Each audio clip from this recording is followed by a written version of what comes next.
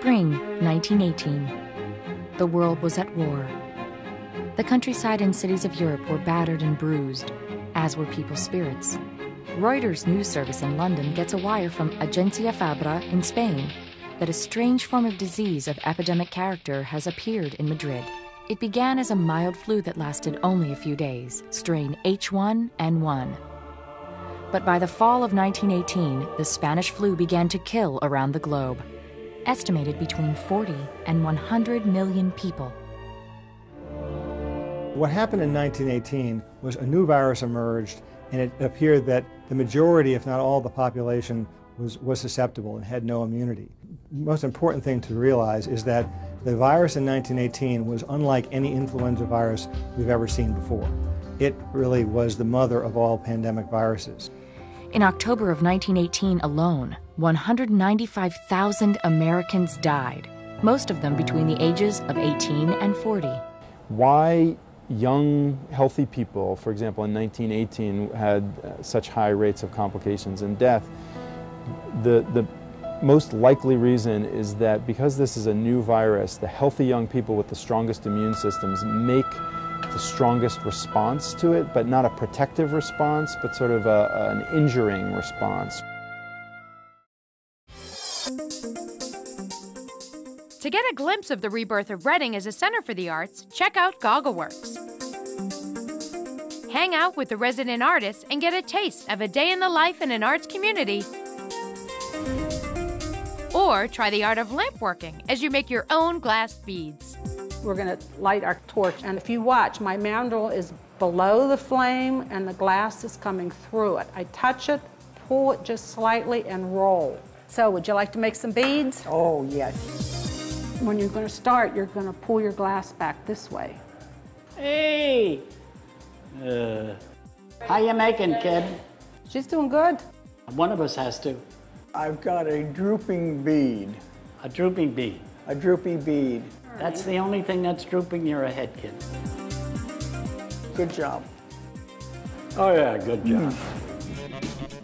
Help America Kids Health asks, how do you know if you have a cold? You sneeze, you cough, and I just feel like I want to lay down and watch TV. The most common symptoms of a cold are runny nose, stuffy nose, cough, a little bit of low-grade fever, and sneezing.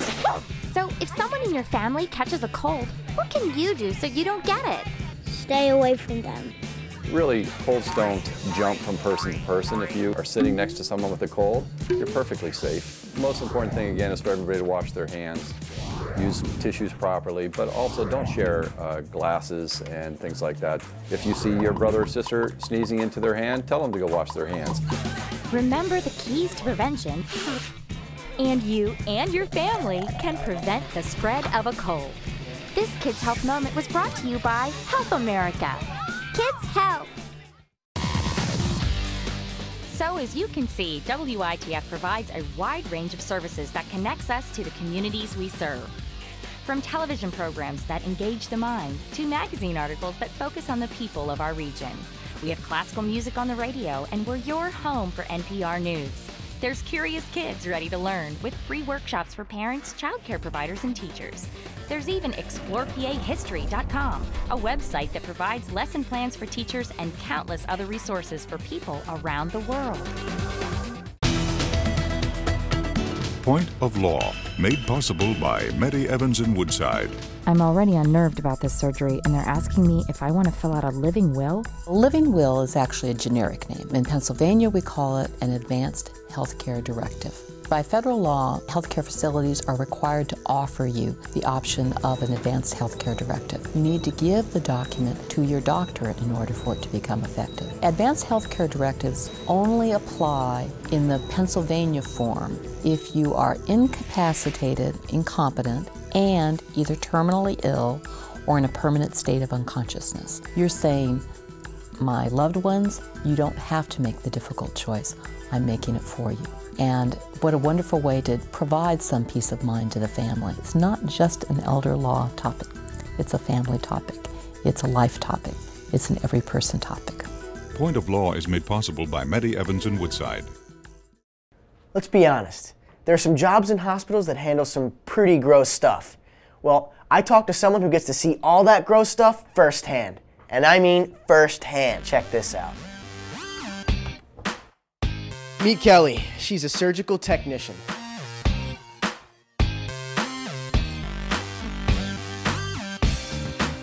What's the coolest thing about working in surgical technology? It's very hands-on. You are in open cavities and holding retractors for a surgeon. I always knew I would work in the health field. My brother was a hunter and fisherman, and he'd open up the guts and everything, and I would get right in there and be interested, and he'd show me the anatomy of everything, and I was never grossed out by anything like that. And how did you train to be a surgical technician?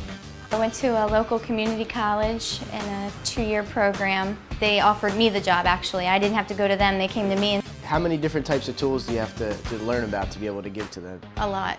Hemostats, Kellys, right angles, Wheatlanders, Sen retractor, Richardson retractor, Diva retractor. I could go on and on. And why do you think this would be a good career for a young student? A surgical technologist is a booming career. Makes you really feel really good to be a part of someone's healing process. To find out more about careers like these, go to www.pahealthcareers.org.